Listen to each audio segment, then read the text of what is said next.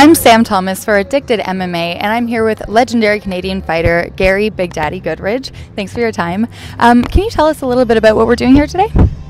Well, I got invited here by a guy, Norm, to talk about brain injury, my brain injury, so that's what I'm doing. Great. We'll have that full speech up on YouTube later. What we really wanted to talk to you about was the fighter safety inside the cage. Recently, we've seen some videos surface from some smaller promotions where the refs made some pretty late calls. Do you think that's a major problem in MMA today? Do you know how we can battle that problem? No, it's not a major problem in MMA, but what is the most problem is small organizations opening up and not having no rules, no regulations, no things like that. People just want to run an MMA show, get the MMA name behind it, and then carry on with this crap. But really, it's just there needs to be one governing body of what is going on with MMA throughout, because this has been going on for many years, and it's the safety of the fighters, because you can't pop up. I've been to shows where they didn't even check for HIV, hepatitis, and all these other great diseases that you can get just by being around. Never mind anything else. Let alone talk about the head injuries or any other kind of injuries, So it's just that we need a governing body to first see what's going on.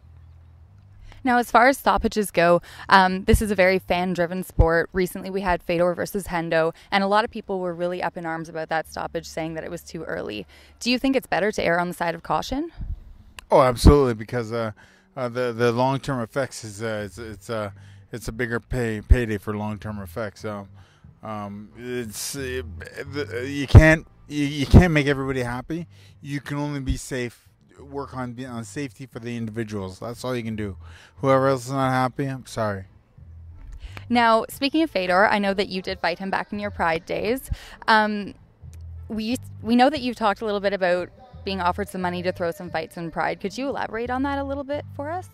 Well, that would have been only my first. Sorry, that only happened like 2 fights. But yeah, people offer you money to step back in fights, but.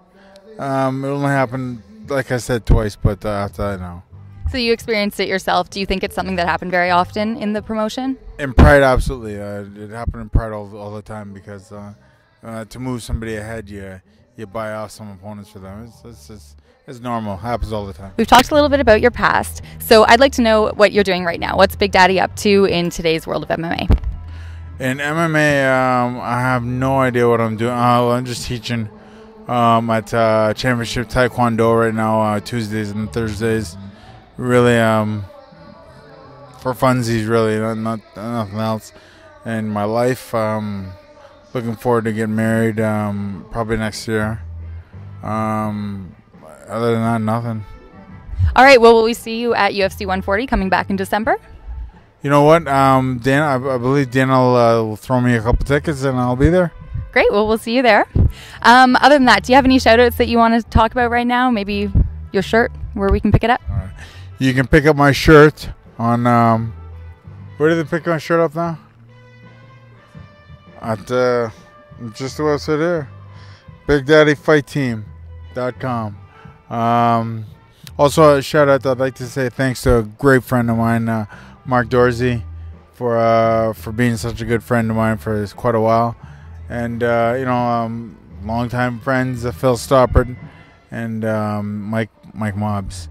Other than that, just looking forward to getting married now. Good stuff. We have a writer over at Addicted MMA who did some research, and he did an article on the top finishers in the history of the sport. You actually topped that list. So what I wanted to know was, out of all your knockouts and all your submissions, what stands out the most to you? What was your favorite fight? Actually, the most thing that stands out of my head, it's always the same. It's my fight with Peter Arts. The first fight I had with Peter Arts, I lost the fight, but it was just, to me, it was a defining point of who I was. To me, I went from a man to a boy, from a boy to a man in that fight. Great. Last question. It's a signature question that we have at Addicted MMA, and you'll actually be the first person to answer for me on camera. Other than MMA, what are you addicted to? Oh, man, you don't want to know that. I don't want to say that. What am I addicted to? Man, I got all sorts of addictions. But I'll let you think about that one for a while.